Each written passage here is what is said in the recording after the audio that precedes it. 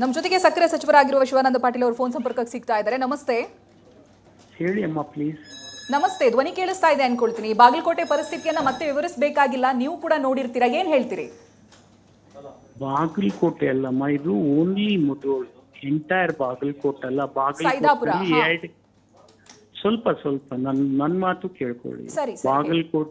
ಬಾಗಲಕೋಟೆ ಜಿಲ್ಲೆಯಲ್ಲಿ ಅನೇಕ ಕಾರ್ಖಾನೆಗಳು ಕಬ್ಬು ನುರಿಸ್ತಕ್ಕಂಥ ಕೆಲಸ ಈಗಾಗಲೇ ಪ್ರಾರಂಭ ಮಾಡಿದ್ದಾವೆ. ಇದು ಮುಧೋಳ್ ಊರಿಗೆ ಸೀಮಿತವಾಗಿರ್ತಕ್ಕಂಥ ಒಂದು ತಪ್ಪು ಗ್ರಹಿಕೆಯಿಂದ ಕೆಲವು ಕಿಡಿಗೇಡಿಗಳು ಮಾಡಿರ್ಬಹುದು, ನಾನು ಇಲ್ಲ ಅಂತ ಹೇಳೋದಿಲ್ಲ. ಇದು ರೈತರು ಮಾಡ್ತಕ್ಕಂಥ ಕೆಲಸ ಅಲ್ಲ. ರೈತರು ಕಾರ್ಖಾನೆಯನ್ನ ಸುಡೋದು, ರೈತರು ಟ್ರ್ಯಾಕ್ಟರ್ ಅನ್ನ ಸುಡೋದು, ರೈತರ ಕಬ್ಬನ್ನ ಸುಡೋದು ಯಾವ ಕಾಲಕ್ಕೂ ಮಾಡೋದಿಲ್ಲ. ಇನ್ನ ಸಿಟ್ಟಿದ್ರೆ ನಮ್ಮಂತವ್ರನ್ನ ಬೈತಾರೆ, ಹೊಡಿತಾರೆ, ಅದನ್ನ ಮಾಡಿ ನಾನು ಹೋಗ್ತೀನಿ. ಆದ್ರೆ ಈ ತರ ರೈತರೇ ಕಾನೂನನ್ನ ಕೈಯಲ್ಲಿ ತಗೊಳ್ತಾರೆ ಅಂತ ಹೇಳಿ ನಾನು ನಂಬಕ್ ರೆಡಿ ಇಲ್ಲ. ಇದು ತನಿಖೆ ಮಾಡಿಸ್ತಕ್ಕಂಥ ಕೆಲಸ ಈಗಾಗಲೇ CM ಆದೇಶ ಮಾಡಿದ್ದಾರೆ. ಯಾರು ತಪ್ಪು ಮಾಡಿದ್ದಾರೆ ಆ ತಪ್ಪನ್ನ ಹೊರಗೆ ತೆಗೆದ್ಮೇಲೆ ನಾನು ಸ್ಪಷ್ಟವಾಗಿ ತಮಗೆ ನಿರ್ದಾಕ್ಷಿಣ್ಯವಾಗಿ ಹೇಳಲಿಕ್ಕೆ ಸಾಧ್ಯ. ಈಗ ನಾನು ನೋಡ್ತಾ ಇದ್ದೀನಿ, ರೈತರು ಈ ತರದ ಕೆಲಸ ಮಾಡೋದಿಲ್ಲ, ಖಂಡಿತ ಮಾಡೋದಿಲ್ಲ ರೈತರು. ಇದು ನನ್ನ ಆತ್ಮವಿಶ್ವಾಸ. ಅಲ್ಲಿ ಪ್ರತಿಭಟನೆ ಮಾಡ್ತಾ ಇದ್ರಲ್ಲ ರೈತರು, ರೈತ ಮುಖಂಡರು ಯಾರಾದ್ರೂ ನಿಮ್ ಜೊತೆಗೆ ಮಾತನಾಡಿದ್ದಾರಾ? ಏನಾಗಿತ್ತು ಅನ್ನೋದನ್ನ ಹೇಳಿದಾರಾ? ಅಲ್ಲಿ ಜಿಲ್ಲಾ ಮಂತ್ರಿಗಳು 3 ದಿವಸ ಆಯ್ತು ಅಲ್ಲೇ ಇದ್ದಾರೆ. ಅವ್ರು ಏನು ದರ ಕೇಳಿದ್ರು ಆ ದರ ನಿಗದಿ ಕೂಡ ಮಾಡಿದ್ದಾರೆ. ಈ ಸೈದಾಪುರ್ ಕಾರ್ಖಾನೆಗೆ ಅನುಮತಿ ಕೂಡ ಕೊಟ್ಟಿದ್ದಾರೆ ರೈತರು, ನೀವು ಕಬ್ಬು ನುರಿಸ್ರಿ ಒಳ್ಳೆ ರೇಟ್ ಕೊಡ್ತೀರಿ ಅಂತ ಹೇಳಿ. ಅದಕ್ಕೆ ಈ ಕಾರ್ಖಾನೆಗೆ ಇಷ್ಟು ಕಬ್ಬು ಹೋಗಿದೆ. ಆದ್ರೆ ಈ ಕಾರ್ಖಾನೆ ಕಬ್ಬು ನುರಿಸೋದನ್ನ ಇದು ರೈತರು ಮಾಡಿರ್ತಕ್ಕಂಥ ಕೃತಿ ಅಲ್ಲ, ರೈತರ ಹೆಸರ ಮೇಲೆ ಯಾವುದೋ ಕಿಡಿಗೇಡಿ ಮಾಡಿರ್ತಕ್ಕಂಥ ಕೃತಿ ಇದೆ. ಇದು ನನ್ನ ಅಭಿಪ್ರಾಯ. ಇಡೀ ರಾಜ್ಯದಲ್ಲಿ ಎಲ್ಲಿ ಕೂಡ ಈ ರೀತಿ ರೈತರು ಪ್ರತಿಭಟನೆ ಮಾಡಿಲ್ಲ. ಬಹಳ ಶಾಂತಿಯುತವಾಗಿ ನಮ್ಮನ್ನು ಕೂಡ ಕರೆದು ಕೇಳಿ ಒಂದ್ ಹಂತಕ್ಕೆ ವಿಚಾರ ವಿನಿಮಯ ಮಾಡಿ ಒಂದು ನಿರ್ಣಯಕ್ಕೆ ಬಂದಿದ್ದಾರೆ. ಇಡೀ 73 ಕಾರ್ಖಾನೆಗಳಲ್ಲಿ ಉತ್ತರ ಕರ್ನಾಟಕದಲ್ಲಿ ಹೆಚ್ಚು ಕಡಿಮೆ ಕೇವಲ 4 ಕಾರ್ಖಾನೆಗಳ ಜೊತೆ ಇವ್ರು ಸಂಘರ್ಷ ಮಾಡಿ ಈ ಪರಿಸ್ಥಿತಿ ತಂದಿಟ್ಟಿದ್ದಾರೆ.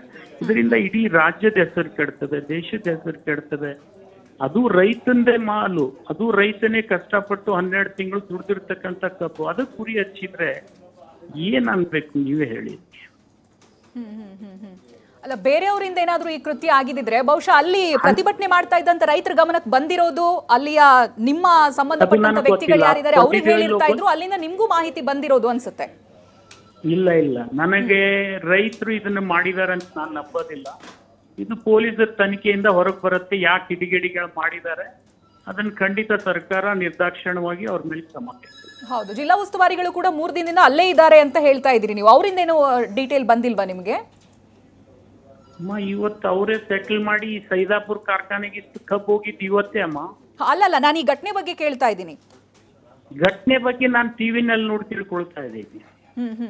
ಇವಾಗ ಏನು ವಾಟ್ ನೆಕ್ಸ್ಟ್? ಗವರ್ಮೆಂಟ್ ಏನ್ ಮಾಡುತ್ತೆ ಅಂತ ಇದಕ್ಕೆ ಸರ್ಕಾರ ಹೈಯೆಸ್ಟ್ ಕೊಟ್ಟಿದೆ. 200ರಿಂದ 250, 300, 400 ಒಬ್ಬೊಬ್ಬ ರೈತನಿಗೆ ಹೆಚ್ಚಿಗೆ ಕೊಡಿಸ್ತಕ್ಕಂಥ ಕೆಲಸ ಮಾಡಿದೆ.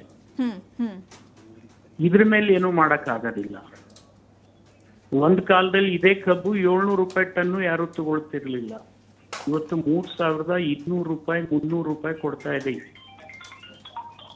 ಬಟ್ ಅದಕ್ಕೆ ರೈತರು ಒಪ್ಪಿಗೆ ಇಲ್ವಲ್ಲ ಸರ್? ಇವಾಗ 3500 ಅಲ್ವಾ ಅವ್ರು ಕೇಳ್ತಾ ಇರೋದು? ಸ್ವಲ್ಪ ನೀವು ಇದನ್ನೇ ತಪ್ಪು ಹೇಳ್ತಾ ಇದ್ದೀರಿ ಎಂಕರ್ಗಳು. ಇಡೀ ರಾಜ್ಯದ ರೈತರು ಒಪ್ಪಿದ್ಮೇಲೆ ಮುಧೋಳದವ್ರು ಒಪ್ಪದೇ ಇದ್ರೆ ಇಡೀ ರಾಜ್ಯಕ್ಕೆ ದೂಷಿಸ್ತೀರ ನಾವು. ರೈತರೇ ಮಾಧ್ಯಮದ ಜೊತೆ ಮಾತನಾಡ್ತಾ ಇದ್ದಾರೆ ಸರ್, 3500 ಬೇಕು ಅಂತ ಕೇಳ್ತಾ ಇದ್ದಾರೆ. ಅವತ್ತಿನ ದಿನ ಮೀಟಿಂಗ್ ಏನಾಯ್ತು, ಸರ್ಕಾರ ಹಾಗೆ ಸಕ್ಕರೆ ಕಾರ್ಖಾನೆ ಮಾಲೀಕರೆಲ್ಲ ಸೇರಿ ಮೀಟಿಂಗ್ ಮಾಡಿದ್ರಿ, ಅನಂತರ ಅದನ್ನ ಅನೌನ್ಸ್ ಕೂಡ ಮಾಡಿದ್ರಿ, 100 ರೂಪಾಯಿ 50 ರೂಪಾಯಿ ರೀತಿಯಾಗಿ 100 ರೂಪಾಯಿ ನಾವು ಕೊಡ್ತಾ ಇದೀವಿ ಅನ್ನೋದಾಗಿ. ಅದರಲ್ಲಿ ಸೆಲೆಬ್ರೇಟ್ ಮಾಡಿದ್ದು ಕೆಲ ರೈತರು ಮಾತ್ರ. ರೈತ ಮುಖಂಡರಾಗಿರುವಂತಹ ಚುನಪ್ಪ ಪೂಜಾರಿ ಅವರು ಅವತ್ತು ಮಾತನಾಡಿದ್ರು, ನಾವು ಮತ್ತೊಂದ್ಸಲ ಸರ್ಕಾರ ಜೊತೆಗೆ ಮಾತನಾಡ್ತೀವಿ ಅಂತ. ಅದ್ರ ಅರ್ಥ ಏನು? ಅವ್ರು 3300ಕ್ಕೆ ಒಪ್ಪಿಗೆ ಇಲ್ಲ ಅಂತ. ಇಲ್ಲ, ನೀವು ಕೆಲವೊಬ್ರು ಸೆಲೆಬ್ರೇಟ್ ಮಾಡಿದ್ರು ಅಂತ ಹೇಳ್ತೀರಿ. ಹೌದು, ತಾವೇ ಹೇಳಿದ್ರಿ ಇಡೀ ರಾಜ್ಯದ ರೈತರು ಬುರ್ಲಾಪುರ್ ಕ್ರಾಸ್ ನಲ್ಲಿ ಸೇರಿದ್ದಾರೆ, ಬೆಳಗಾವದಲ್ಲಿ ಸೇರಿದ್ದಾರೆ ಅಂತ ಹೇಳಿ. ಇವತ್ತು ನಿಮ್ ಸ್ಟ್ಯಾಂಡ್ ನೀವು ಬದಲಿಸಿದ್ರೆ ನಾನೇನ್ ಹೇಳ? ರೈತರ ಸ್ಟ್ಯಾಂಡ್ ಅನ್ನ ಹೇಳ್ತಾ ಇದೀನಿ ಸರ್, ನಮ್ಮ ಸ್ಟ್ಯಾಂಡ್ ಅಲ್ಲ ಇದು. ರೈತರು ಏನ್ ಹೇಳ್ತಾ ಇದ್ರೆ ಅದನ್ನ ನಾನು ನಿಮ್ ಗಮನಕ್ಕೆ ತರ್ತಾ ಇದ್ದೀನಿ.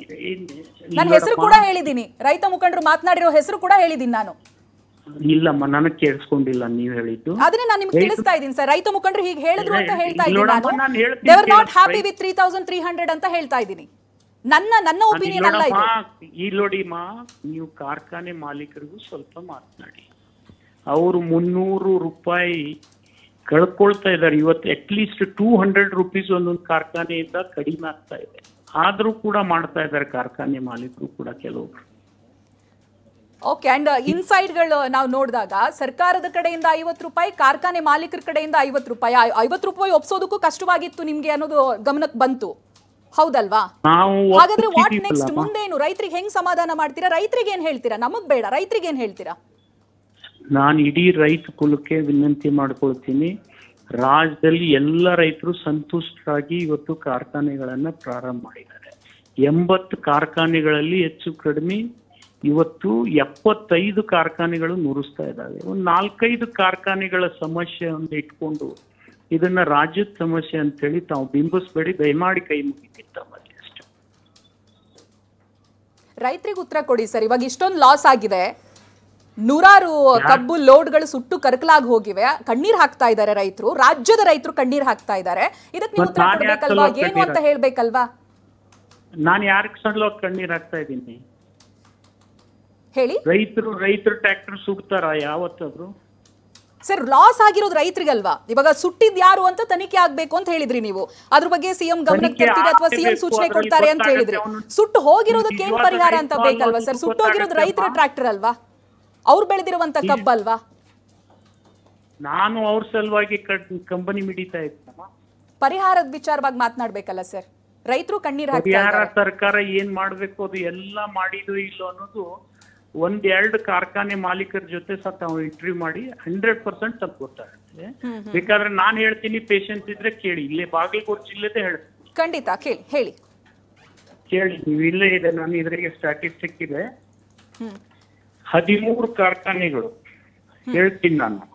ಜಮಖಂಡಿ ಶುಗರ್ಸ್ ಹೋದ ವರ್ಷ ಅವ್ರು ಕೊಟ್ಟಿರೋದು 3028 ರೂಪಾಯಿ. ಈ ವರ್ಷ ಅವ್ರು ಕೊಡ್ತಾ ಇರೋದು 3311 ರೂಪಾಯಿ.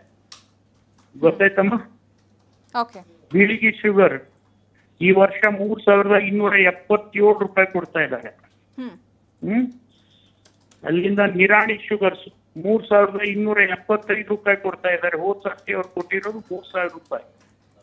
ಬದಾಮಿ ಶುಗರ್ಸ್ ಹೋದ್ ಸರ್ತಿ ಅವ್ರು ಕೊಟ್ಟಿರೋದು ಕೇವಲ 2950 ರೂಪಾಯಿ. ಈ ಸರ್ತಿ 3373 ರೂಪಾಯಿ ಕೊಡ್ತಾ ಇದ್ದಾರೆ. ಈ ತರ ನಾನು 13 ಕಾರ್ಖಾನೆಗಳು ಹೆಚ್ಚು ಕಡಿಮೆ ಮಿನಿಮಮ್ ಅಂದ್ರೆ 200, 250, 300, 400 ರೂಪಾಯಿ ಹೆಚ್ಚು ಕೊಟ್ಟಿರ್ತಕ್ಕಂಥ ಕಾರ್ಖಾನೆ ಬಾಗಲಕೋಟೆ ಜಿಲ್ಲೆಯಲ್ಲೇ ಇದಾವಮ್ಮ. ಓಕೆ. ಸಭೆಯಲ್ಲೇ ನಿರ್ಧಾರ ಆಯ್ತು, ಅದಕ್ಕಿಂತ ಹೆಚ್ಚಿನದ್ದು ಕೊಡ್ತಾ ಇದ್ದಾರೆ ರೈತರಿಗೆ ಅಂತ ಹೇಳ್ತಿದ್ದೀರಿ ನೀವು. ನೀವು ಜಿಲ್ಲಾಧಿಕಾರಿ ಕೇಳಿ, ಜಿಲ್ಲಾ ಪೊಲೀಸ್ ವರಿಷ್ಠಾಧಿಕಾರಿ ಕೇಳಿ. ಪಾಪ ಅವ್ರು 7 ದಿವಸದಿಂದ ಇವರನ್ನ ವಿನಂತಿ ಮಾಡ್ಕೊಂಡಿದ್ದಾರೆ, ಸಂಯಮದಿಂದ ನಿರ್ವಹಣೆ ಮಾಡಿದ್ದಾರೆ. ಅಷ್ಟೇ ಅಲ್ಲ, ಲೀಡರ್ ಆಫ್ ಅಪೋಸಿಷನ್ಸ್ ದವರೆಗೂ ಕೂಡ ನಾನು ಮಾತನಾಡಿದ್ದೀನಿ. ಇಷ್ಟೆಲ್ಲ ಹೆಚ್ಚಿಗೆ ಕೊಟ್ಟ ಮೇಲೂ ಕೂಡ ರೈತರು ಪ್ರತಿಭಟನೆ ಕಡಿಮೆ ಆಗ್ತಾ ಇಲ್ಲ ಸರ್. ಇವತ್ತಂತೂ ಮಿತಿ ಕಣ್ಣೆದ್ರೆ ವಾಹನಗಳು ಸುಟ್ಟು ಕರಕಲಾಗಿ ಹೋಗಿದೆ. ನೀವು ಮಾತು ಆರಂಭ ಮಾಡ್ಬೇಕಾದ್ರೆ ಹೇಳಿದ್ರಿ ಸರ್, ಒಂದೇ ನಿಮಿಷ ಇವತ್ತಿನ ಘಟನೆ ಬಗ್ಗೆ ಮಾತಾಡ್ಬಿಡೋಣ, ನೀವು ಅದಕ್ಕೆ ರಿಯಾಕ್ಟ್ ಮಾಡ್ಬೇಕು. ಮಾತು ಆರಂಭ ಮಾಡ್ಬೇಕಾದ್ರೆ ಹೇಳಿದ್ರಿ ನೀವು ಸಿಎಂ ಸೂಚನೆ ಕೊಟ್ಟಿದ್ದಾರೆ ತನಿಖೆ ಮಾಡೋದಕ್ಕೆ, ಏನಾಗಿದೆ ಏನು ಅನ್ನೋದನ್ನ ನೋಡೋದಕ್ಕೆ ಅಂತ. ಅದೇ ಸಂದರ್ಭ ಸಿಎಂ ಏನಾದ್ರು ಪರಿಹಾರದ ವಿಚಾರವಾಗಿ ಮಾತನಾಡಿದ್ರ ಅಥವಾ ನೀವೇನಾದ್ರೂ ಅವರನ್ನ ಕೇಳಿದ್ರಾ? ಅಲ್ಲಿ ಜಿಲ್ಲಾಧಿಕಾರಿ, ಜಿಲ್ಲಾ ಉಸ್ತುವಾರಿ ಮಂತ್ರಿ ಯಾಕೆ ಆ ಜಿಲ್ಲೆಯಲ್ಲಿ ಕುಂತಿದಾರಮ್ಮ? 3 ದಿವಸದಿಂದ ಅವ್ರು ಏನ್ ಮಾಡ್ತಾ ಇದ್ದಾರೆ? ಪರಿಹಾರ ಮಾಡಿದ್ಮೇಲೆ ಇವತ್ತು ಯಾರ್ದು ಮನಸ್ಸಿನಲ್ಲಿ ಏನೋ ಅಸೂಯೆ ಇರ್ಬೇಕು, ಇದನ್ನ ಪ್ರಾರಂಭ ಮಾಡ್ಕೊಡ್ಬಾರ್ದು ಅಂತಕ್ಕಂಥದ್ದು. ಅಂತವ್ರು ಇದನ್ನ ಮಾಡಿರ್ತಾರಮ್ಮ. ಪ್ಲೀಸ್ ಅದನ್ನ ಬಯಲ್ಗೆಳಿರಿ. ಅಸೂಯೆ ಅಂತ ಬಂದ್ರೆ ಯಾರಿಗಿರೋದು ಅಂತ ಹೇಳ್ತೀರಿ ನೀವು? ಬಿಕಾಸ್ ಫಸ್ಟ್ ನಿಮ್ಮಿಂದನೇ ಈ ವಿಚಾರ ಗೊತ್ತಾಗಿದ್ದು ನಮ್ಗೆ. ಇದು ರೈತರಲ್ಲ, ಬೇರೆ ಯಾರೋ ಮಾಡಿರ್ಬೇಕು, ತನಿಖೆ ಆಗ್ಬೇಕು. 100% ತನಿಖೆ.